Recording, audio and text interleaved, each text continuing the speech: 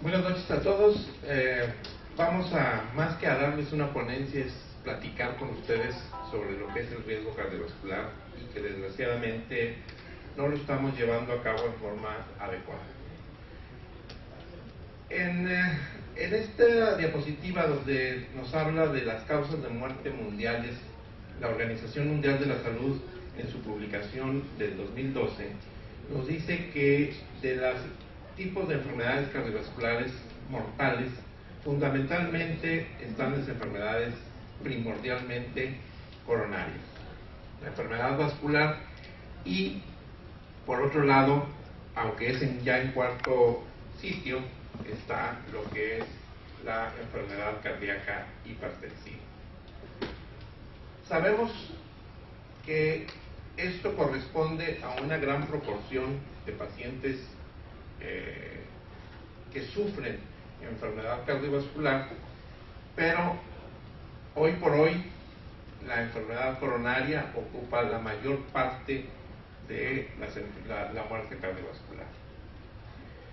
La evolución del manejo de estas patologías, fundamentalmente basado en evidencia clínica, data de una historial desde 1980 con los diferentes estudios, y estos han avalado a las diferentes guías del ATP3 para la valoración y el manejo del colesterol LDL como factor de riesgo cardiovascular. Y aquí hablamos del ATP1 hasta en el 2004 que sale el ATP 3.5.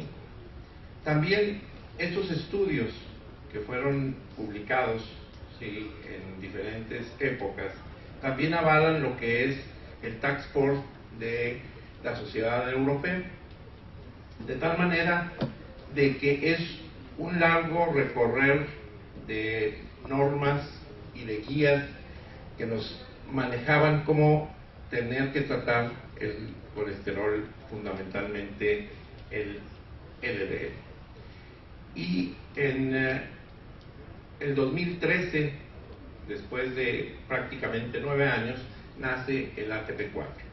El ATP4, después de diferentes estudios que lo avalan y que nos hablan fundamentalmente en este caso de que el punto a tratar fundamentalmente es el colesterol LDL, y que desgraciadamente nosotros habíamos tenido como margen diferentes cifras de tratamiento para el colesterol LDL.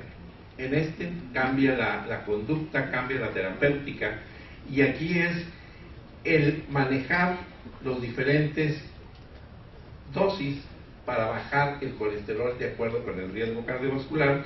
Y en el ATP4 nos maneja que hay 3 tipos de estatinas. Las estatinas de baja intensidad, fundamentalmente en aquellos pacientes que requerimos ya no llevarlos a una cifra, sino de acuerdo con el nivel de LDL, qué porcentaje vamos a disminuir el colesterol LDL, que en este caso, cuando requerimos bajar menos del 30%, sería utilizar estatinas de baja intensidad, que fundamentalmente son estas.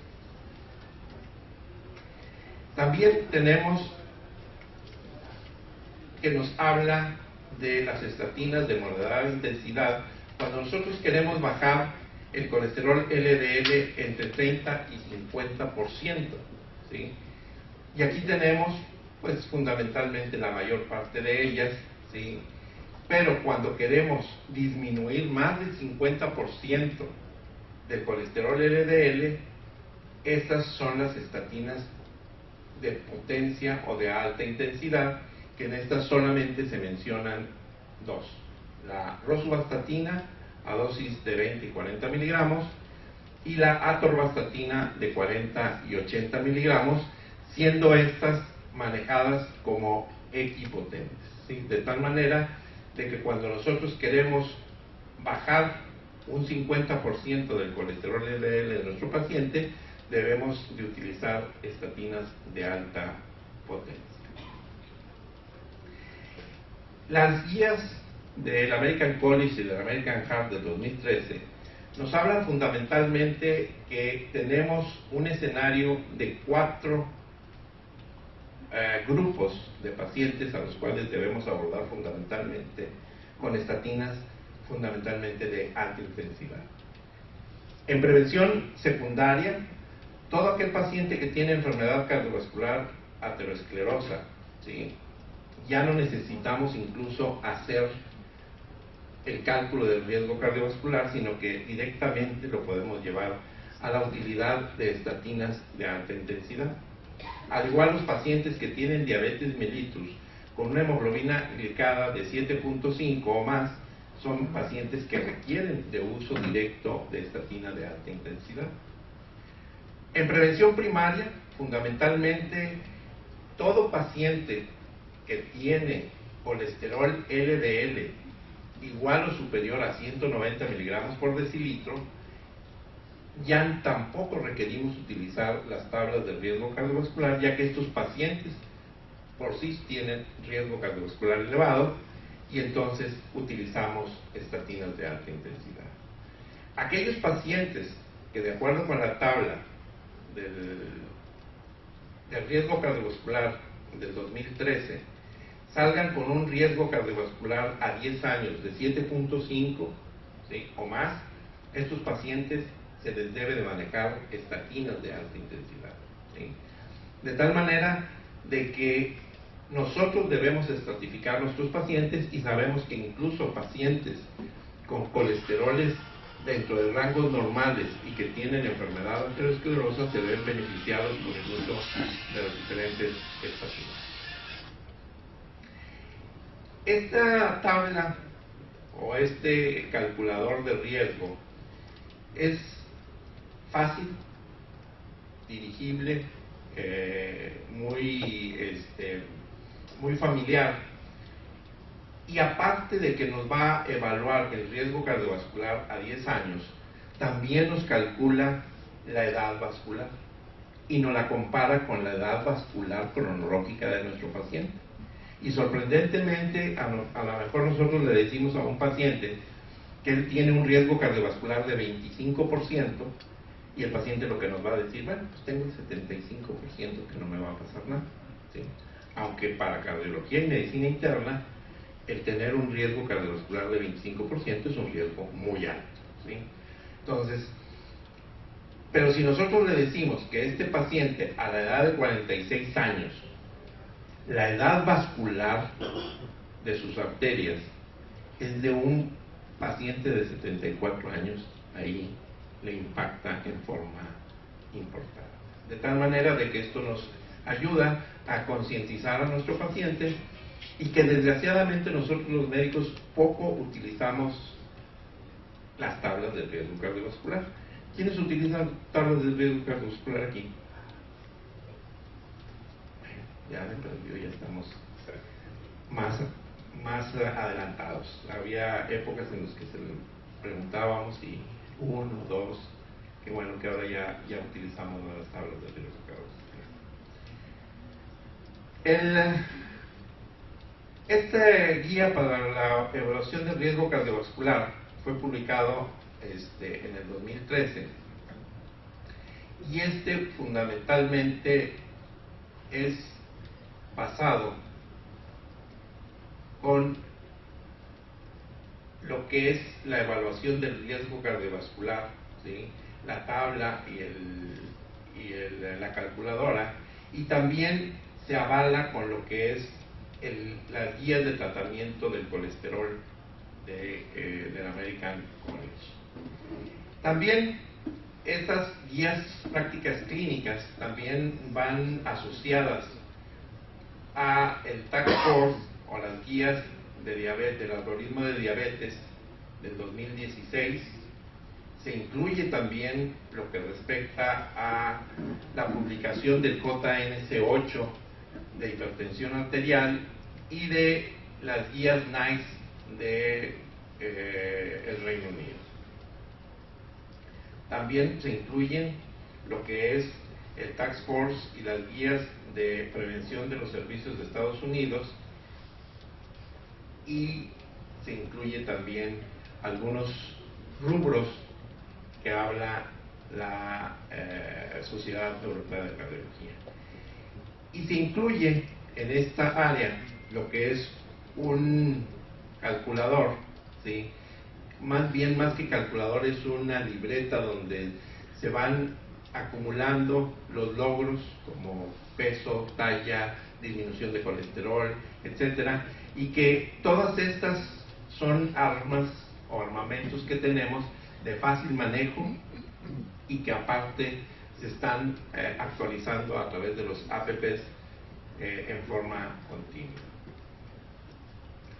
Para aplicar las tablas de riesgo cardiovascular, el paciente no debe de tener en prevención primaria colesterol LDL arriba de 190 miligramos por decilitro, ni en prevención secundaria antecedente de enfermedad cardiovascular aterosclerótica, ya sea infarto, revascularización o enfermedad vascular cerebral, ya que estos pacientes de entrada son de alto riesgo cardiovascular y que no requieren de entrar a la calculadora. Esta es la publicación y este es como lo van a encontrar en el APP para bajarlo y hacer las valoraciones de riesgo cardiovascular. Lo que nosotros vemos son recomendaciones de acuerdo con edad, de acuerdo con sexo, etc. La calculadora es una calculadora, como les decía, amigable, en el cual se utilizan 9 variables fundamentales. 3 demográficas, que son factores de riesgo cardiovascular no modificables, como es género, edad, raza, ¿sí? Edad, fundamentalmente, debe ser pacientes menores de 50 años. En relación a colesterol, que ninguna nos habla de colesterol LDL fundamentalmente, que es el rubro, ni el SCORE, ni las NICE, ninguna. Nos habla de colesterol total, que como ideal máximo es 170 miligramos por decilitro, y el colesterol, el HDL, mayor de 50. Otro de las variables que se manejan es la presión arterial, ¿sí? Sistólica, que ideal debe ser menos de 110, y que si el paciente como factores de riesgo esté tomando tratamiento antihipertensivo, si es diabético y si fuma. Con esos parámetros nos va a dar una evaluación adecuada de nuestro paciente.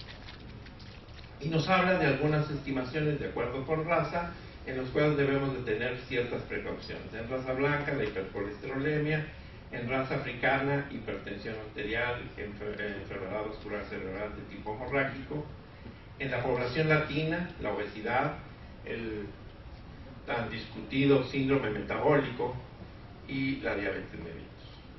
Algunos nos dan cierto grado de sobreestimación del riesgo de enfermedad cardiovascular aterosclerosa, como es en los pacientes asiático-americanos o en los hispánicos como México-americanos. Y la calculadora nos da 2 tipos, ¿sí?, de evaluación. Fundamentalmente nos va a dar evaluación de riesgo a 10 años, ¿sí?, en los cuales son fundamentalmente para pacientes entre 40 y 79 años de edad, y es un cálculo, como les decía, a 10 años. Y también nos menciona que si nosotros corregimos las variables que están alteradas, ¿a cuánto nos va a reducir ese riesgo cardiovascular? Por otro lado, también nos estima otro tipo de riesgo absoluto, que es un riesgo de por vida, ¿sí?, y que también nos lo va a ejemplificar en porcentaje, y que también cuando nosotros corregimos esos factores de riesgo alterados, nos dice el porcentaje de reducción. Pero fundamentalmente es para pacientes entre 20 y 59 años de edad. En este grupo fundamentalmente nos pone en agrupamiento los factores de riesgo en 5 estratos. Todos los factores de riesgo cardiovascular en cifras óptimas, más de un factor de riesgo no óptimo, más de un factor de riesgo elevado, un factor de riesgo mayor o más de 2 factores de riesgo mayores.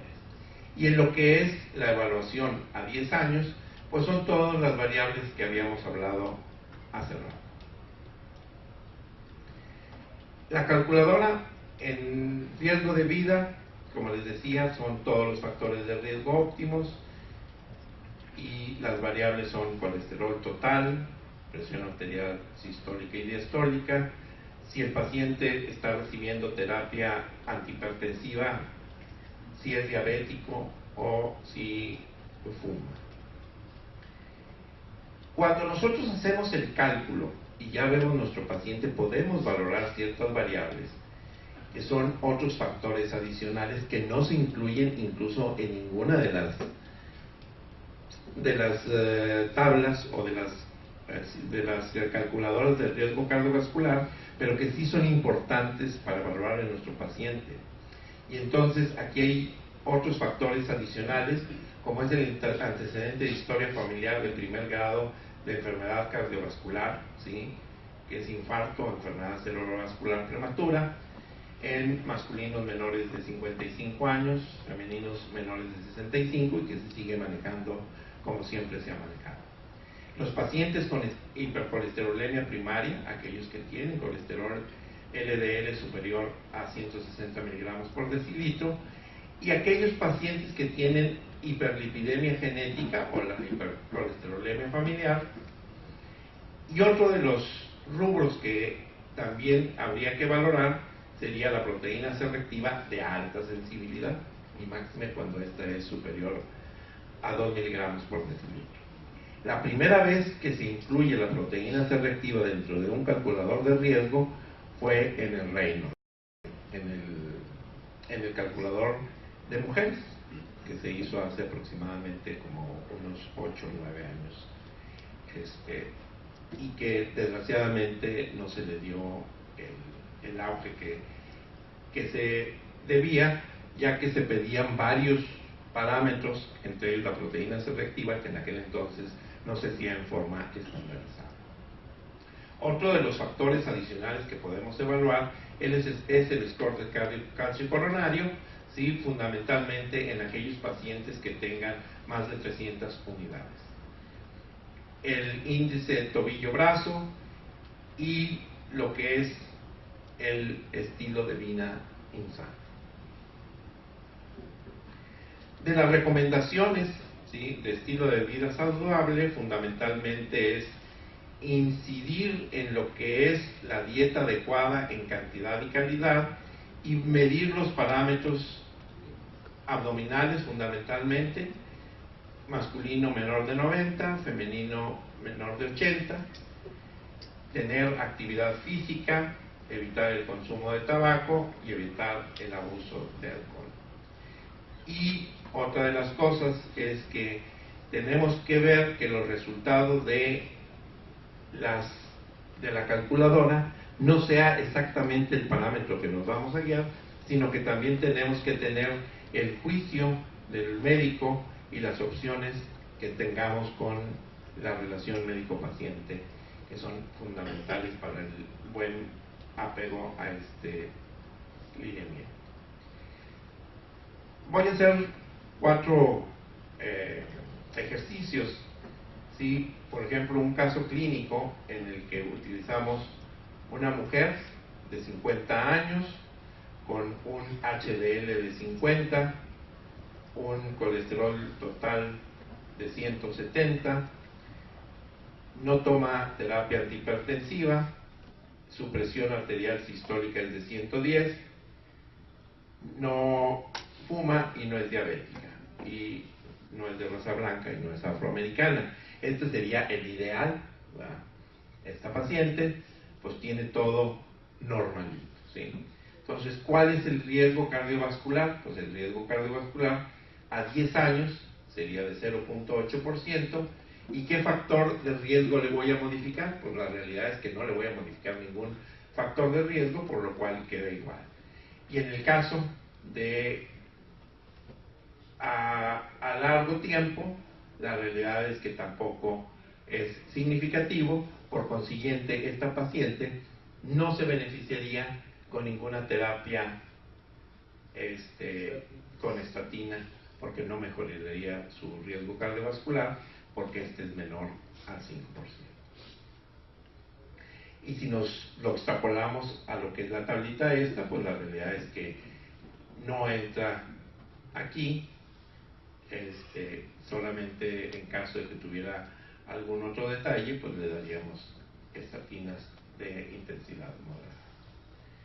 El segundo caso fundamentalmente es un masculino de 50 años que tiene un colesterol HDL de 30, un colesterol total de 300, no usa terapia antihipertensiva, tiene 110 de presión, no fuma, no es diabético y es de otra raza.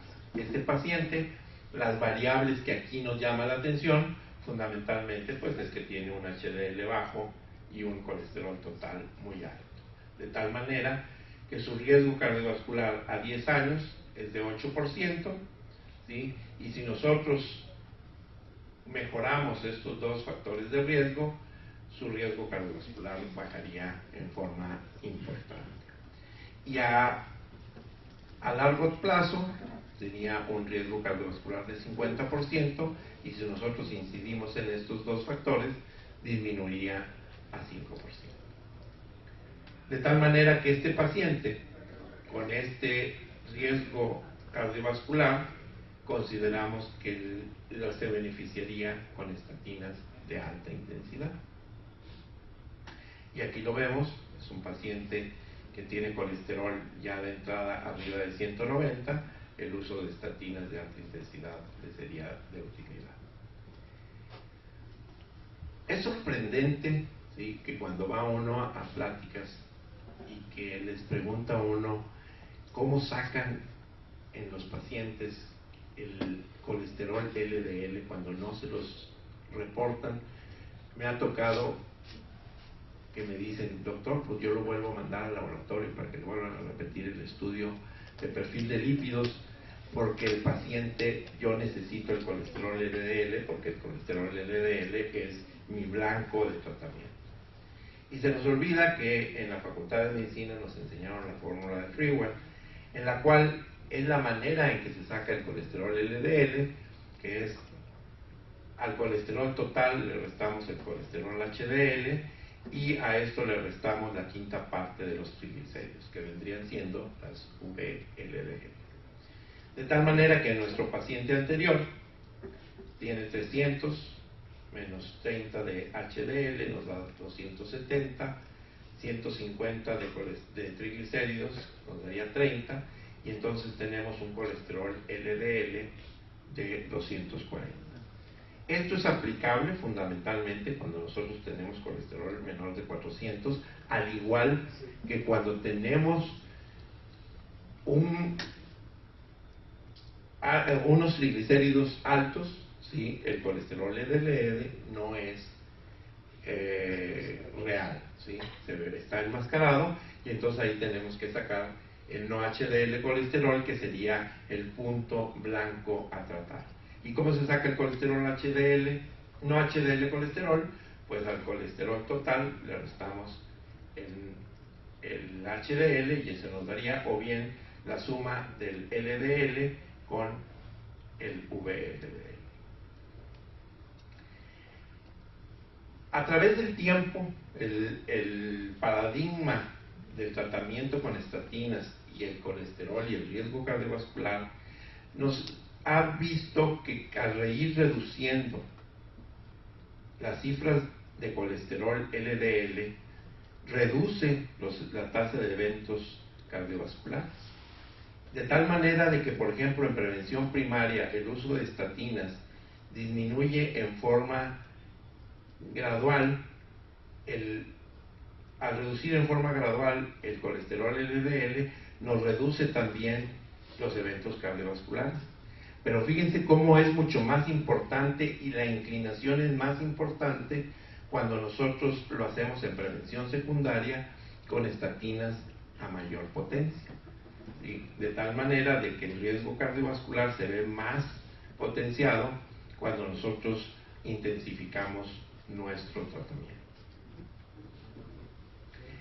Y las estatinas, aparte de inhibir su síntesis intrahepática, inhibiendo a la enzima reductasa hepática, también, ¿sí?, nos tiene aparte unos efectos que van más allá de la reducción del colesterol LDL, como son efectos vasodilatadores, efectos antitrombogénicos, efectos antioxidantes, efectos metabólicos. Y aquí es importante enfatizar que en la cuestión metabólica nos ayuda a disminuir la resistencia a insulina, nos disminuye el riesgo de desarrollar diabetes mellitus, aunque, como todos sabemos, existieron 2 artículos publicados hace como 4 años en los que algunas estatinas favorecían el desarrollo de diabetes mellitus, que después se descartó porque eran pacientes que ya tenían intolerancia a los carbohidratos. Tienen también efectos antiinflamatorios y proestabilizadores de placa, que esto es importante en los pacientes con enfermedad cardiovascular y que lo vimos en algunos estudios, como el estudio Reversal, el Rubit, el Miracle, el Asteroid. Y también tiene efectos antiatenogénicos. Entonces, muchas veces el utilizar estas estatinas, y lo hemos visto también en pacientes a los cuales nosotros, cuando intervenimos y les damos estatinas de alta potencia, 80 miligramos de atorva, 40 de rosu, y que los mandamos con el internista o los mandamos con el médico familiar o el paciente se va con nosotros, muchas veces baja el colesterol LDL y el miedo de los médicos es que le bajamos de más el colesterol. Aquí nosotros utilizamos estatinas de alta potencia, fundamentalmente como proestabilizadores de la placa, y sabemos que lo que van a hacer cuando disminuye el colesterol LDL a menos de 70, incluso se habla de menos de 50 miligramos por decilitro, hay regresión de placa, que es los únicos sitios donde vemos regresión de placa cuando utilizamos dosis altas de estatinas y llevamos el colesterol LDL a cifras menores de 70, incluso 50 miligramos por decilitro. Un tercer caso clínico es un paciente masculino, 50 años, con un HDL de 50, un colesterol total de 170, si toma tratamiento antihipertensivo, tiene una presión arterial sistólica de 170, no fuma y no es diabético. Este paciente, los puntos a manejar fundamentalmente pues es el que es un paciente con hipertensión arterial y que está descompensado. Este paciente, si le hacemos el riesgo cardiovascular, nos va a hablar de que tiene 5.3 de riesgo cardiovascular a 10 años, que si nosotros incidimos en el manejo adecuado de la presión arterial va a bajar a 2.5, y como a largo plazo es un 69%, y si incidimos baja a 5%. Este paciente pues se beneficiaría fundamentalmente con estatinas de moderada intensidad. Y aquí lo vemos, este paciente con un riesgo entre 5 y 7.4, pues el beneficio fundamentalmente es con estatinas de intensidad moderada.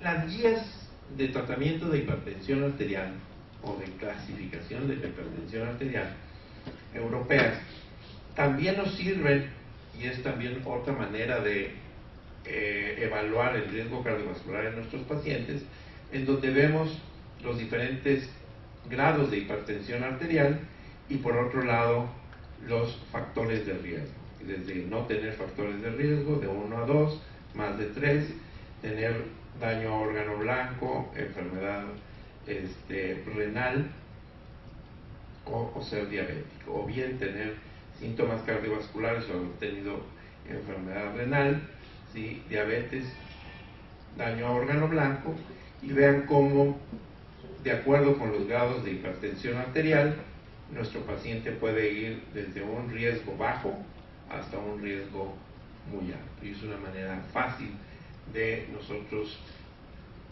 de valorar el riesgo cardiovascular de nuestro paciente. En el tratamiento de la hipertensión arterial, en estas guías del 2013, ya ejemplifican que el administrar ARA2 y ECAS en forma conjunta no es una terapia adecuada. Sabemos que algunos nefrólogos lo hacen, pero es ya con cierto fin para el manejo de este tipo de pacientes. Y en estas guías ponen a los calcioantagonistas como un comodín, como un medicamento que va a combinarse en forma adecuada con la mayor parte de los otros antihipertensivos para lograr unas metas de tratamiento adecuados de presión arterial. El cuarto caso clínico fundamentalmente es un paciente masculino, 70 años, con un colesterol total de 300, un HDL de 30, una presión sistólica de 170, si toma terapia antihipertensiva, si es diabético y si fuma. Este paciente está bien tronado. De tal manera de que este paciente, con el simple hecho, ¿sí?, de que ya tiene todo eso, es un paciente que tiene un riesgo cardiovascular a 10 años de 77%. Si nosotros incidimos en tratar de corregirle todos sus factores de riesgo, no nos disminuiría más de un 13%. Y desgraciadamente a largo plazo no es posible hacer el cálculo, ya en virtud de que el paciente ya cuenta con más de 70 años. Y este paciente, fundamentalmente, pues hay que considerar el uso de estatinas de alta intensidad.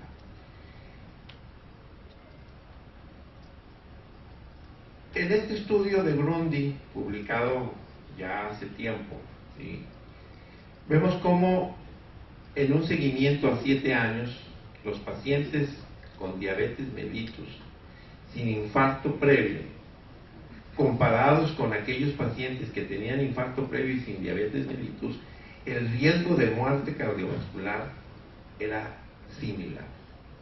De tal manera de que lo ideal sería no tener diabetes y por consiguiente no tener infarto. Pero el escenario más grave es aquellos pacientes que tienen infarto, que tienen diabetes mellitus y que su riesgo de muerte cardiovascular se eleva hasta un 44%. Entonces, hoy por hoy, continuamos diciendo que la diabetes mellitus es un equivalente de riesgo cardiovascular en forma importante.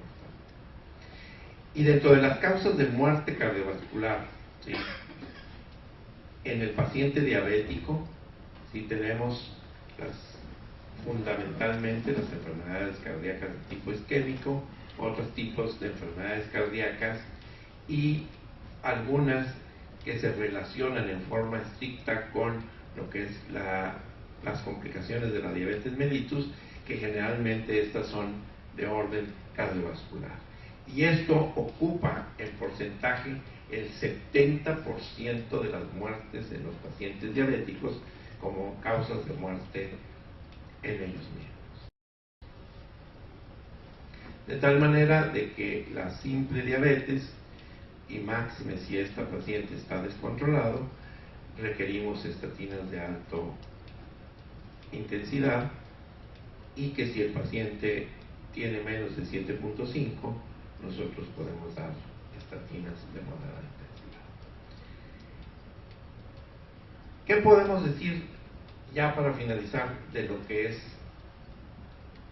de esta plática? Es que si nosotros no valoramos el riesgo cardiovascular global en forma sistemática, como médicos, vamos a subestimar el riesgo cardiovascular verdadero de nuestro paciente, que no permitimos diseñar adecuadamente un adecuado tratamiento de nuestro paciente y que se reducen los beneficios del tratamiento del mismo y que desgraciadamente incrementamos el riesgo residual del mismo. Tristemente, ya sabemos hacerlo bien, pero no debe ser difícil hacerlo mejor. Muchas gracias.